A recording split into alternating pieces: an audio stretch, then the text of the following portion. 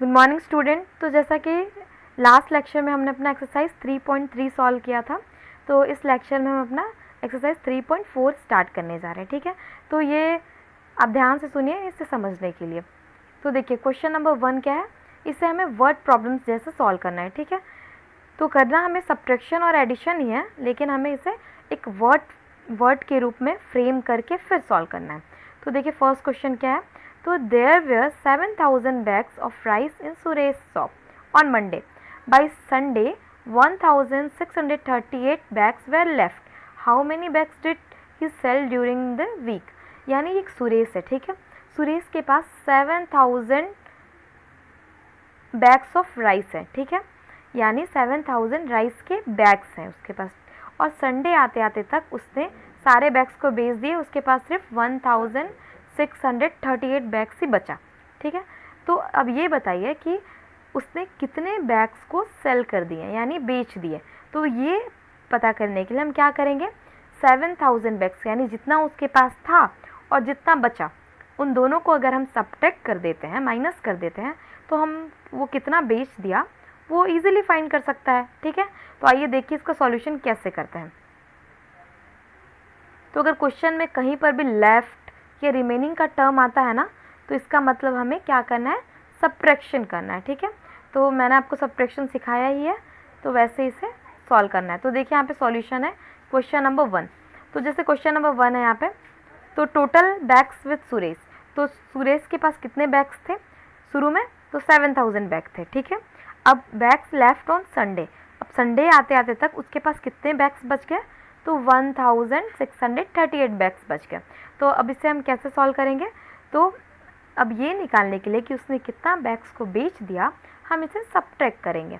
तो अब देखिए ज़ीरो में से वंस प्लेस को सब्ट्रैक्ट करेंगे, तो ज़ीरो में से 8 जाएगा, नहीं जाएगा, तो वो क्या करेगा, बोरो लेगा बगल वाले से, तो बगल में भी यानी 10th प्लेस पे भी ज़ीरो है, तो क्या करेगा वो 100 प्लेस वाले से बोरो लेगा, पर 100 प्लेस वाले के पास भी ज़ीरो है, तो वो क्या करेगा 1000 प्लेस के पास 7 है। ठीक है, तो वो 1 बोरो देगा 100 प्लेस को, देन फिर 100 प्लेस देगा 10th प्लेस को, फिर 10th प्लेस वाला देगा 1st प्लेस को, तो ये क्या बन जाएगा 10। तो ठीक है, तो 10 में से अगर 8 माइनस करेंगे तो हमारे पास कितना आंसर आएगा, 2। ठीक है, 10 माइनस 8 इज इक्वल टू 2। वैसे ही यहाँ पे 9 बच गया। ठीक है, तो 9 में से 3 माइनस होगा तो क्या आएगा 6। अब फिर यहाँ भी 9 था, तो 9 में से 6 माइनस होगा तो हमारे पास क्या आएगा 3। अब ये 7 एक बोरो दे चुका है, तो ये क्या हो जाएगा, ये बच जाएगा 6, क्योंकि एक इसने दे दिया ना, तो 6 माइनस 1 इज इक्वल टू 5। तो हमारे पास कितना बचा, तो इन दोनों को माइनस करने के बाद, सब्ट्रैक्ट करने के बाद हमारे पास 5,362 आया। तो यही सुरेश ने 5,362 बैग्स ऑफ राइस को बेच दिया। ठीक है, ड्यूरिंग द वीक, एक वीक में उसने इतना बेचा। ठीक है, तो आइए अब हम क्वेश्चन नंबर 2 देखते हैं। अब देखिए क्वेश्चन नंबर 2 क्या है, Anita wants to buy a pair of shoes costing 2,549 rupees, she has 2,199 rupees, how much more money does she need to buy the shoes. देखिए अनीता के पास 2,549 रुपीज़ का उसे शूज़ खरीदना है। ठीक है, उसके पास है कितना, 2,199 रुपीज़ ही है, यानी ये जो अनीता है ना, वो एक शूज़ खरीदना चाहती है जिसका कॉस्ट है 2,549 रुपीज़, लेकिन उसके पास सिर्फ 2,199 रुपीज़ ही है, तो उसे और कितने पैसे चाहिए जिससे कि वो शूज़ को खरीद सके।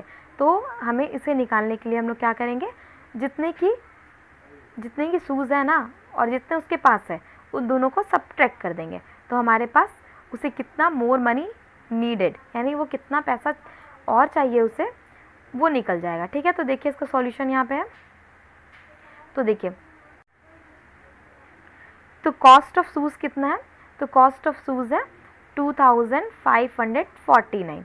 ठीक है, 2,549 है, और कॉस्ट विथ अनीता के पास कितने पैसे हैं, तो उसके पास है 2,199 रुपीज़। तो अब उसे और कितना पैसा चाहिए, तो हम इन दोनों को सब्ट्रैक्ट करते हैं। ठीक है, तो 9 में से 9 जाएगा तो 0, 4 में से 9 नहीं जाएगा, तो हम लोग क्या करेंगे, बगल वाले से बोरो लेंगे, तो ये क्या हो जाएगा 14। ठीक है, तो अब 14 में से अगर 9 को माइनस करते हैं तो क्या आएगा, 5 आ जाएगा। ठीक है, अब ये 5 क्या बन जाएगा, 4, क्योंकि इसने एक बगल वाले को दे दिया ना बोरो, तो ये 4 में से 1 जाएगा तो क्या होगा, 3। अब 2 में से 2 जाएगा तो 0 आ जाएगा। तो हमारे पास जो ये आंसर आया ना, तो इतने ही पैसे अनीता को चाहिए शूज़ खरीदने के लिए। तो Anita needs 350 rupees more to buy the shoes. ठीक है, तो ये हमारा क्वेश्चन नंबर 2 भी कंप्लीट हो गया। तो वैसे ही हमारा क्वेश्चन नंबर 3, 4 एंड 5 सॉल्व होगा। ठीक है, तो आप इसे आप सॉल्व करिए, और अगर आपको समझ नहीं आता है तो मैं नेक्स्ट लेक्चर में इसे सॉल्व करके बताऊंगी। तो आज के लिए बस इतना ही। सो थैंक यू, मिलते हैं नेक्स्ट लेक्चर में।